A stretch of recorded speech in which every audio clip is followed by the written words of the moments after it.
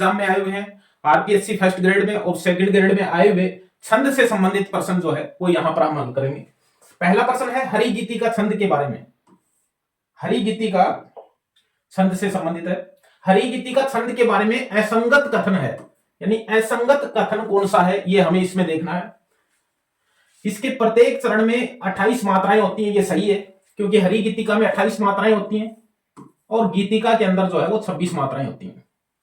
इसके इस छंद के अंत में लघु गुरु होते हैं, ये भी सही है क्योंकि गीतिका और हरि गीतिका दोनों ही छंद में जो है वो लघु और गुरु जो है वो अंत में मात्राएं होती हैं। 12-16 मात्राओं पर यति होती है। अब यहां पर इसमें ये असंगत कथन है क्योंकि इसमें 16-12 पर यति होती है, 16-12 मात्राओं पर यति होती है, न कि 12-16 मात्राओं पर यति होती है। ये देखिए 4 नंबर का विकल्प है, यह मात्रिक समछंद है, ये भी सही है क्योंकि गीतिका, हरि गीतिका, चौपाई, रोला ये सारे जो है वो मात्रिक समछंद हैं, इसलिए मात्रिक समछंद है। अंत में गुरु लघु का विधान है इसमें और प्रत्येक चरण में 28 मात्राएं भी होती हैं, लेकिन 12-16 मात्राओं पर यति नहीं होती, जबकि 16-12 मात्राओं पर यति होती है। पहले 16 मात्राएं होती हैं और फिर 12 मात्राएं होती हैं, इसलिए उत्तर हो जाएगा ये।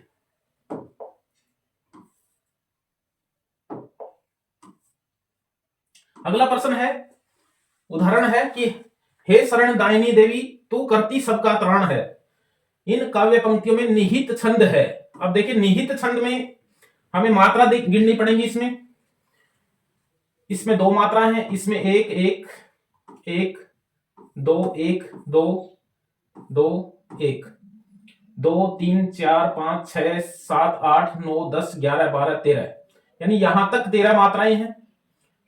2 1 1 2 1 1 2 2 1 2 2 3 4 5 6 7 8 9 10 11 12 13 14 15, यहां तक 15 मात्राएं हैं।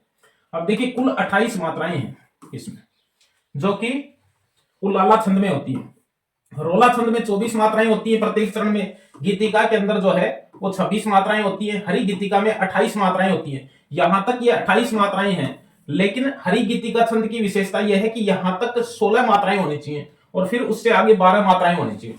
यदि ऐसा होता तो हरि गीतिका छंद हो जाता क्योंकि कुल 28 मात्राएं हैं। रोला छंद है नहीं क्योंकि इसमें 24 मात्राएं नहीं है, इसमें कुल 28 मात्राएं हैं पंक्ति के अंदर, और गीतिका छंद के अंदर कुल 26 मात्राएं होती हैं, इसलिए ये उलाला छंद है। उलाला छंद जो है वो मैं बता देता हूं आपको, 2 पंक्तियों का होता है लेकिन 4 चरणों का होता है। कुछ जगह यहां पर 15, यहां 15, यहां 13 और यहां 13 मात्राएं होती हैं।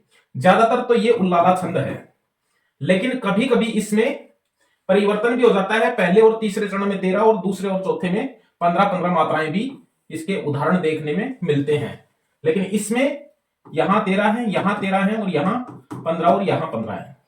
यानी उलाला छंद में कुल पंक्ति में 28 मात्राएं होती हैं, यह हमें ध्यान में रखना है। तो ये इसका उत्तर आएगा उलाला। अब देखिए इसमें आगे एक और प्रश्न देख लेते हैं। मंदाक्रांता है। मंदाक्रांता छंद की विशेषता नहीं है, ये देखिए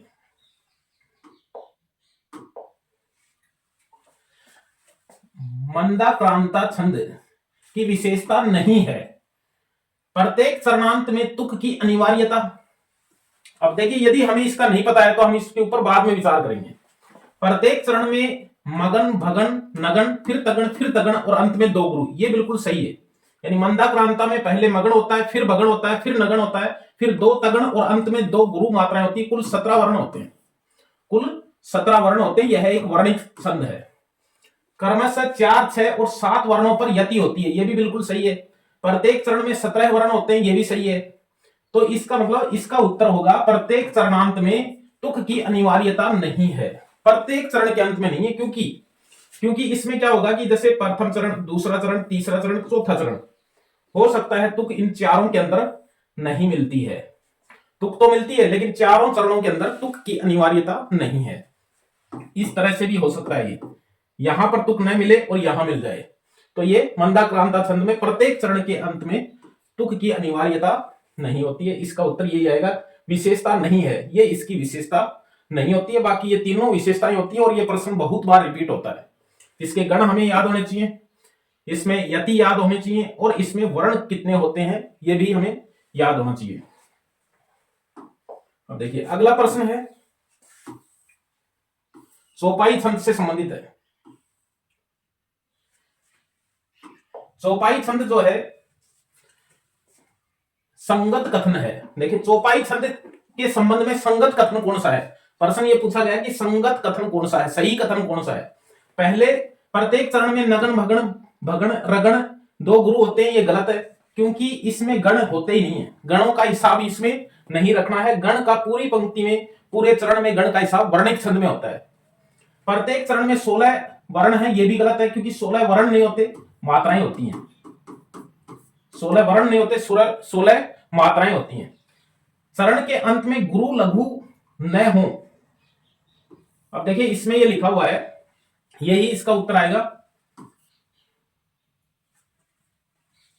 संगत कथन पूछा है इसमें, संगत यही है क्योंकि इसमें लिखा हुआ है कि चरण के अंत में गुरु लघु न हो, तो न हो तो यानी नहीं होते हैं, क्योंकि इसमें या तो दो गुरु होते हैं, या तो दो गुरु होते हैं अंत में, या दो लघु मात्राएं होती हैं, ये हमें ध्यान में रखना है।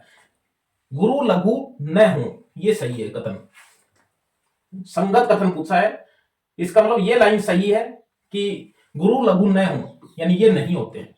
चरण के मध्य में तुक मिलती है, ये भी गलत है। चरण के मध्य में तुक नहीं मिलती है, इसमें चरण के अंत में तुक मिलती है। इसलिए बहुत ही गंभीरता से सोचने की बात है। यानी इसके अंदर ये कह रहा है कि चरण के अंत में गुरु लघु न हो यानी नहीं होने चाहिए, या तो दो गुरु होने चाहिए या फिर दो लघु होने चाहिए, तब जो है वो चौपाई छंद होता है।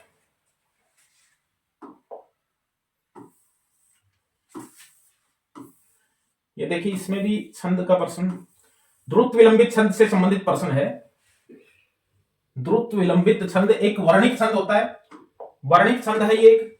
द्रुत विलंबित छंद एक वर्णिक छंद है और इस छंद के विषय में सत्य कथन पूछा गया है। चरण के अंत में दो गुरु वर्ण होते हैं, ये गलत है। प्रत्येक चरण में 12 वर्ण होते हैं, 14 नहीं होते, इसलिए ये कथन भी गलत है।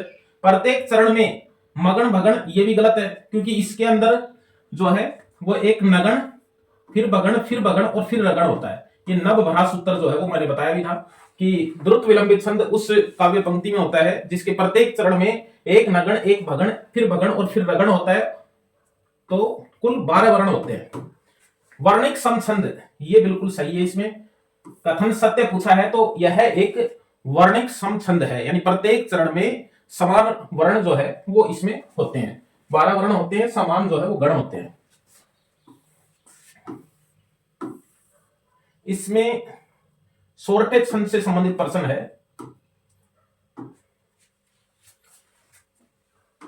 ये देखिए ये भी आरपीएससी का एक, सोरठा छंद की विशेषता नहीं है, यानी विशेषता नहीं है, यानी सोरठा छंद की विशेषता कौन सा विकल्प नहीं है।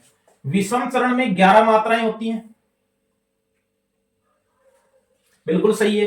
विषम चरण कौन सा होता है, जैसे मान लीजिए 4 चरण है, पहला दूसरा तीसरा और चौथा, ये विषम चरण है और ये जो है ये सम चरण होते हैं। पहला और तीसरा विषम चरण है, तो इसमें विषम चरणों में 11 मात्राएं होती हैं।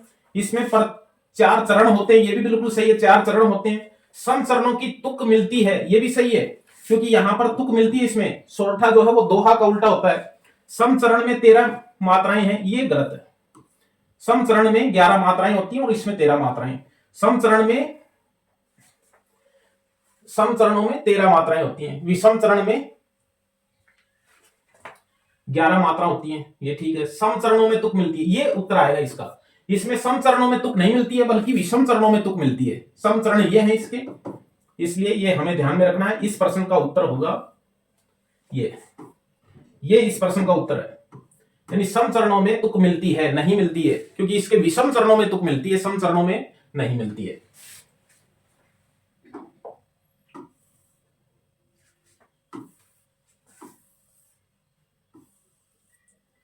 ये देख लेते हैं, ये भी छंद से संबंधित प्रश्न है इसमें।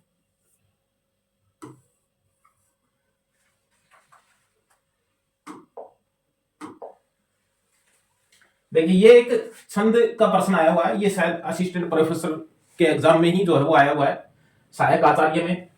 जब इतनी बड़ी 6 पंक्तियों के 2 ही छंद होते हैं, ये हमें ध्यान में रखना है। 1 2 3 4 5 और 6 चरण के 2 ही छंद होते हैं, कुंडलिया और छप्पे। कुंडलिया और छप्पे 2 ही छंद होते हैं, इसलिए ये हमें ध्यान में रखना है कि ये दोनों ही विषम छंद भी कहलाते हैं। दोनों क्या हैं? ये विषम मात्रिक छंद हैं, विषम मात्रिक छंद हैं। और हमें ये ध्यान में रखना है कि 6 चरण हैं, इसका मतलब या तो ये है या ये है, ये तो इसका उत्तर नहीं हो सकते। अब देखिए इसमें मात्राएं गिननी पड़ेंगी इनके लिए, क्योंकि कुंडलिया छंद जो है ये दोहा और रोला से मिलता है, दोहा और रोला से मिलता है। और ये छप्पे जो है ये रोला और उल्लाला से मिलता है। ये देखिए 1 2 3 4 5 6 7, 1 मिनट, 1 2 3, 1 2 3, ये 3 मात्राएं होगी। यहां 2 फिर 1 फिर 1 फिर 1, 2 1 2 1 2 2 1 2 1 1 और 1, 1 2 3 4 5 6 7 8 9 10 11 12 13 14 15 16 17 18 19 20 21 22 23 24, कुल 24 मात्राएं हैं। तो 24 मात्राएं किसमें होती हैं? प्रत्येक चरण में, रोला छंद के प्रत्येक चरण में 24 मात्राएं होती हैं। तो पहले रोला छंद है और फिर ये उल्लाला छंद है, तो यानी ये छप्पे छंद है। ये हमें ध्यान में रखना है, छप्पे में पहले रोला होता है और फिर उल्लाला छंद होता है। तो पहले 24 मात्राएं यानी 24 मात्राएं केवल रोला छंद में होती हैं, तो पहले रोला छंद है और फिर उसके बाद में उल्लाला है, ये हमें ध्यान में रखना है। दोहा नहीं है, ये दोहा नहीं है, क्योंकि यहां तक जो है वो मात्राएं गिन सकते हैं हम। दोहा के अंदर यहां तक 13 मात्राएं होनी चाहिए थी। 1 2 3 4 5 6 7 8 9 10 11 मात्राएं हैं। नहीं, रोला के अंदर 11 मात्राओं पर यति होती है, यहां तक 13 मात्रा होती तो हो सकता है ये दोहा भी हो जाता, लेकिन ये रोला छंद है, रोला पहले है और उल्लाला बाद में है, तो ये छप्पे छंद है। इधर देखिए प्रश्न, संसार की समर स्थली में धीरता धारण करो।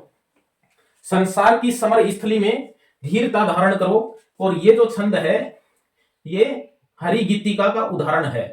देखिए 2 2 1 2 1 1 1 फिर 1 2 1 2 2 2 4 5 2 7 3 10 3 13 14 15 16 17 18 19 20 21 22 23 24 और 25 26, 2 2 4 5 6 7 8 9 10 11 12 13 14 15 16 17 18 19 20 21 22 23 24 25 26 27 28 मात्राएं हैं। ये हमें ध्यान में रखना है, ये 28 मात्राएं हैं यहाँ, ये हाँ ये डबल मात्राएं, कुल 28 मात्राएं हैं। 16 और 12 हरि गीति का छंद है, ये ध्यान में रखना है। और पहले राजस्थान बोर्ड में काव्य विवेचना की एक पुस्तक चलती थी बहुत पतली, उसमें जो उदाहरण दे रखे हैं छंदों के वो लगभग परीक्षा में आए हुए हैं, ये उसी में किताब में दिया हुआ है, ये ध्यान में रखना। उस किताब में, बहुत पुरानी किताब है, लगभग 15 साल पुरानी किताब पहले चलती थी, उस किताब के अंदर ये उदाहरण ही दिया हुआ है हरि गीतिका का, जो कि परीक्षा में आया हुआ है इन वर्षों के अंदर आरपीएससी में। ये देखिए, और ये जो उदाहरण है, ये छंद का उदाहरण है, ये भी उसी किताब में दिया हुआ है। ये और देख लेते हैं इसमें क्या उत्तर है। कुंडलिया छंद का लक्षण नहीं है। कुंडलिया छंद क्या है? विषम मात्रिक छंद है, विषम मात्रिक छंद है, नहीं है पूछा है। प्रथम 4 पंक्तियां रोला की हैं, अंतिम 2 दोहा की हैं, ये विषम नहीं है, क्योंकि इसमें कुंडलिया में पहले दोहा है और फिर उसके बाद में रोला है। दोहा और रोला और दोहा नहीं, पहले दोहा है और फिर रोला छंद है, तो ये इसका उत्तर हो जाएगा। विषम मात्रिक छंद है, 2 ही विषम मात्रिक छंद है, कुंडलिया और छप्पे, क्योंकि दोनों 2 के, यह अंत, यह छंद 6 पंक्तियों का होता है, ये भी सही है। यह संयुक्त छंद है, ये भी सही है, यानी ये इसका उत्तर नहीं है। अब देखिए ये मंदाक्रांता का फिर प्रश्न आ गया, गण क्रम कौन सा है? मंदाक्रांता का मैंने बताया था कि मैं से तो मगन, धय से भगन, क्योंकि दय से दगन तो होता नहीं है, इसलिए भय से भगन, और फिर न से नगण, और फिर ता की मात्रा डबल है तो ये तगण और तगण, और अंत में दो गुरु। ये ध्यान में रखना है, ये है मंदाक्रांता। मगण भगण नगण तगण तगण और फिर गुरु और गुरु, अंत में दो गुरु, ये गण है। कुल 17 वर्ण होते हैं, कुल 17 वर्ण होते हैं। 4, 6 और 7 पर यति होती है, ये ध्यान में रखना है। कुल 17 वर्ण होते हैं, 4, 6 और 7 पर यति होती है। अब देखिए इसमें नीचे और जो ये छंद और पढ़ लेते हैं हम। प्रश्न है मात्रिक सम छंद नहीं है। देखो मात्रिक सम छंद कौन से है? चौपाई है, गीतिका है, हरि गीतिका है, रोला है, ये क्या है? मात्रिक सम छंद है। उल्लाला नहीं है। उल्लाला में क्या होता है? उल्लाला में 2 पंक्तियों में 4 चरण होते हैं, पहला, दूसरा, तीसरा और 4 चरण। इसमें 15, इसमें 13, इसमें 15 और इसमें 13। ये क्या हो गया? अर्ध सममात्रिक छंद हो गया। दोहा, सोरठा, उल्लाला अर्ध सममात्रिक छंद हो गए, ये ध्यान में रखना है। इसमें ये देखिए उदाहरण है, जो कि मैंने अभी बताया कि बहुत पतली किताब चलती थी पहले, उसमें से उदाहरण जो एक एक उदाहरण दे रखे हैं, वही उदाहरण परीक्षा में इन दिनों आए हुए इन वर्षों में। धर्म के मग पर अधर्मी से कभी डरना नहीं।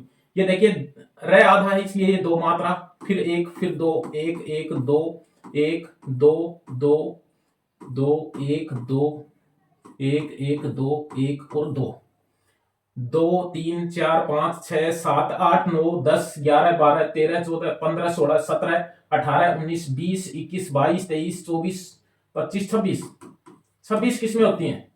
गीतिका में होती हैं। ये प्रश्न, ये भी उदाहरण उसमें दे रखा है किताब में। गीतिका के अंदर जो है वो 26 मात्राएं होती हैं और 14-12 पर यति होती है। हरि गीतिका में 28 मात्राएं होती हैं, 16-12 पर यति होती है। द्रुत विलंबित छंद एक वर्णिक छंद है, इसमें कुल 12 वर्ण होते हैं, 12 वर्ण होते हैं और नवभ्रा ये गण होते हैं। नगण, भगण, भगण और रगण, कुल 12 वर्ण होते हैं। ये देखिए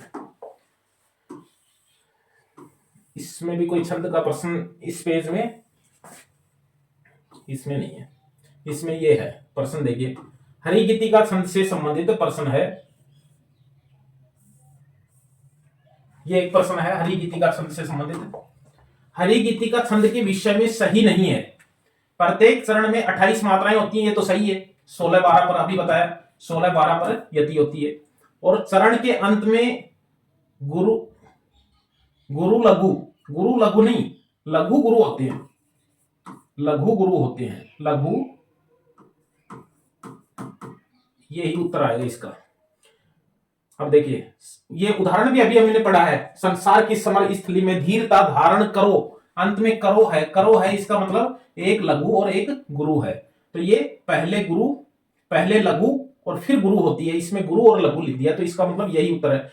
16-12 पर यति होती है। गीतिका के आरंभ में 2 मात्राएं जोड़ने से हरि गीतिका छंद बन जाता है, ये सही है, क्योंकि गीतिका में 26 होती हैं, 2 और उसमें जोड़ दें तो 28 मात्राएं होंगी। शुरू में जोड़ना पड़ेगा क्योंकि उसमें 14 पर यति होती है, पहले जोड़ेंगे तो इसमें 16 पे यति हो जाती है।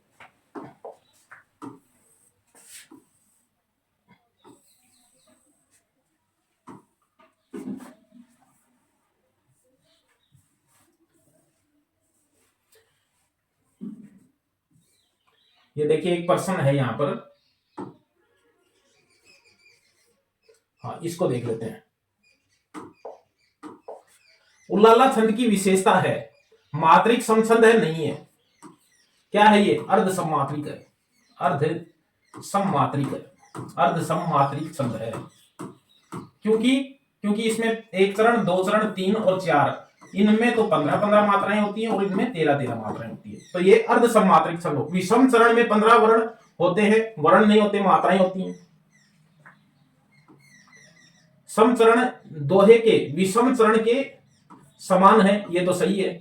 छंद की विशेषता है, अच्छा छंद की विशेषता है, भाई ये तो नहीं है, बिल्कुल गलत पढ़ लिया प्रश्न को थोड़ा सा, इसमें दोबारा देख लेते हैं। प्रश्न ये पूछा है कि छंद की विशेषता है, कौन सी विशेषता है? सम छंद तो नहीं है क्योंकि ये अर्ध सममात्रिक है, इसलिए ये उत्तर नहीं होगा। 15 वर्ण नहीं होते हैं, मात्राएं होती है, इसलिए ये भी नहीं होता है। समचरण दोहे के विषम चरण के समान होता है। प्रत्येक चरण में क्रमशः नगण भगन ये तो होते नहीं है, ये सही है इसका। समचरण, समचरण है, ये समचरण है दूसरा और चौथा। दोहे के विषम चरण के समान होता है, ठीक है, दोहे में यहां तेरा होती है, इसमें यहां तेरा होती है, ये बिल्कुल सही, ये उत्तर आएगा इसका। समचरण दोहे के विषम चरण के समान होता है, ये इसका उत्तर आएगा। अब देखिए कुछ छंदों में ये लिखा होता है, किताबों में लिखा होता है कि उल्लाला छंद सममात्रिक है, जबकि ये सममात्रिक नहीं होता है। ये कई जगह प्रश्न आ चुका है, इसमें अर्ध सममात्रिक होता है। ये यहां भी एक प्रश्न है, ये प्रश्न है छंद का कि कौन सा छंद है इसमें। ये देखिए 1 2 2 1 1 1 1 1 1 1 1 1 1 1 1 2 2 और 2। देखिए चौपाई तो है नहीं क्योंकि मात्राएं ज्यादा हो गई, चौपाई में तो 16 ही मात्रा होती है। गीतिका के अंदर 26 मात्राएं होती हैं, रोला में 24 मात्राएं होती हैं, उलाला में 15 + 13, एक लाइन में 28 मात्राएं होती हैं, चरण में 15 और 13। देखिए 1 2 3 4 5 6 7 8 9 10 11 12 13 14 15 16 17 18 19 20 21 22 23 24, 24 है भाई, 24 है तो रोला छंद है। इधर भी प्रश्न,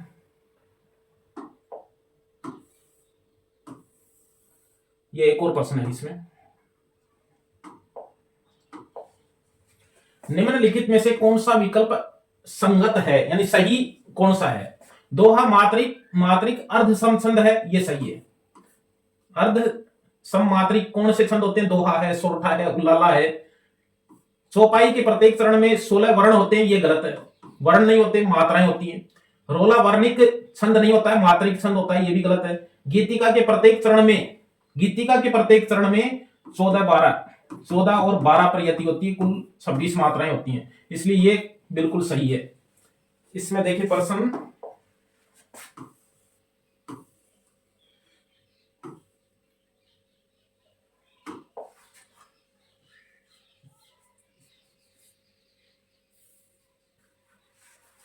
इस प्रश्न को देख लेते हैं। गीतिका छंद की विशेषता नहीं है, गीतिका छंद की विशेषता नहीं है। चरणांत में तुक मिलती है, ये तो मिलती है। चरणांत में लघु गुरु होता है, ये भी होता है। एक चरण में 26 मात्राएं होती हैं, ये भी होती हैं, 14 12 पर यति होती है। यह मात्रिक विषम छंद है, नहीं है। मात्रिक विषम छंद कुंडलिया और छप्पे दो ही छंद हैं। मात्रिक विषम छंद, मात्रिक विषम छंद कुंडलिया और छप्पे दो ही छंद हैं, मात्रिक विषम छंद। क्यों? क्योंकि ये दोनों ही संयुक्त छंद हैं, दो छंदों से मिलकर के बने हुए हैं।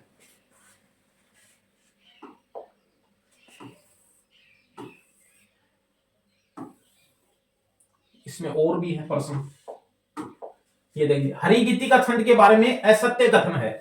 प्रत्येक चरण में 28 मात्राएं होती हैं। इस छंद के अंत में लघु गुरु होते हैं, ये भी होते हैं। 16 12 मात्राओं पर यति होती है, ये गलत है। 16 मात्राओं पर यति होती है, गलत है। क्रम चेंज नहीं होगा, 16 12 मात्राओं पर नहीं होती, 16 12 मात्राओं पर होती है, 12 16 मात्राओं पर नहीं होती, 16 12 मात्राओं पर होती है और कुल 28 मात्राएं हो गई। यह मात्रिक समछंद है, ये भी बिल्कुल सही है। चौपाई, रोला, गीतिका, हरि गीतिका, ये क्या है? मात्रिक समछंद है। अब देखिए इसमें एक प्रश्न है, ये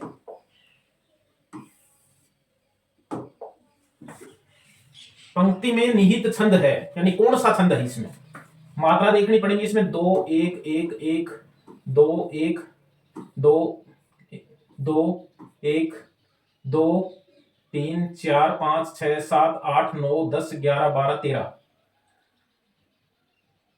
14 15 16 17 18 19 20 21 22 23 24 25 26 27 28 13 15 है, तो ये 28 मात्राएं हैं, तो उल्लाला छंद होगा। ये मैंने बता दिया कि उल्लाला में 4 चरण होते हैं और ज्यादातर तो 15 13 होती है, लेकिन कभी कभी उल्टी भी हो जाती हैं, लेकिन मानना उल्लाला ही पड़ेगा, ये ध्यान में रखना हमें। ज्यादातर प्रश्न इनका आता है, लेकिन इसमें देखिए कुल 28 मात्राएं हैं। गीतिका, हरी गीतिका नहीं होगा क्योंकि हरी गीतिका में 16-12 होती हैं और गीतिका के अंदर 14-12 पर यति होती है।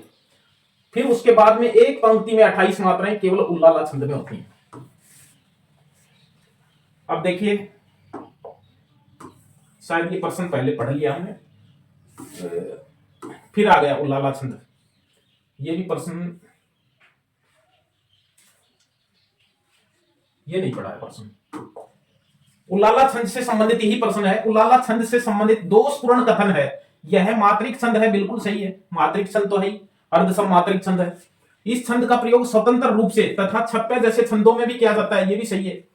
यानी इसके सम चरणों में 13 और विषम चरणों में 15 मात्राएं होती हैं। ये अभी मैंने बताया था कि ये 4 चरण है इसके, ये विषम चरण है और इसमें 15 मात्राएं, ये सम चरण है, इसमें 13 मात्राएं। उल्लाला के प्रत्येक चरण में 28 मात्राएं होती हैं, ये गलत है। ये इसका उत्तर हो जाएगा। ये गलत क्यों है? क्योंकि 28 मात्राएं प्रत्येक चरण में नहीं होती है। प्रत्येक चरण में तो 15 और 13 मात्राएं होती है। लाइन के अंदर 28 मात्राएं होती है। एक पंक्ति में 28 मात्रा होती है, चरण में नहीं होती। इसकी 2 पंक्तियों में 4 चरण हो जाते हैं, इसलिए प्रत्येक चरण में नहीं होती है। पंक्ति में जरूर 28 मात्राएं होती है, चरण में नहीं होती। चरण में तो पहले और तीसरे चरण में 15 मात्राएं और दूसरे और चौथे में 13 मात्राएं होती हैं।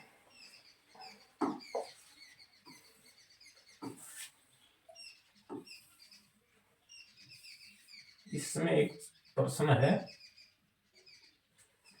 मंदाक्रांता संबंधित है, कौन सा विकल्प सही नहीं है? ये छंद से संबंधित प्रश्न है। विकल्प इनमें से 4 में से कौन सा विकल्प सही नहीं है, ये हमें इसमें देखना है। कि मंदाक्रांता समवृत्त छंद है, बिल्कुल सही है, समवृत्त छंद है। द्रुत विलंबित समवृत्त छंदों का एक भेद है, ये भी बिल्कुल सही है। ये दोनों ही समवृत्त छंद है, क्योंकि समवृत्त यानी समान वर्णित छंद है। मंदाक्रांता में 5-5, 7 वर्णों पर यति होती है, ये गलत है। मंदाक्रांता में 4, 6 और 7 पर यति होती है, ये ध्यान में रखना है। नगण, 2 भगण, रगण के योग से द्रुत विलंबित छंद बनता है, बिल्कुल बनता है। कुल 12 वर्ण होते हैं, उसमें एक नगण होता है, फिर भगण होता है, फिर भगण होता है और फिर रगण होता है। ये नवभ्रास उत्तर लिखवाया हुआ है, ये भी सही। ये गलत है। मंदाक्रांता में 5-5, 7 पर यति नहीं, बल्कि 4, 6 और 7 के ऊपर यति होती है।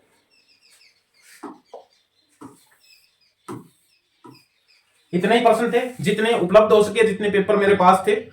छंद हमने पढ़ा है आराम से और छंद के प्रश्नों को जो है हल करके देखा है। यदि किसी भी प्रश्न में डाउट है तो प्रश्न को 1-2 बार पढ़कर देखें, पूछ भी सकते हैं कभी भी।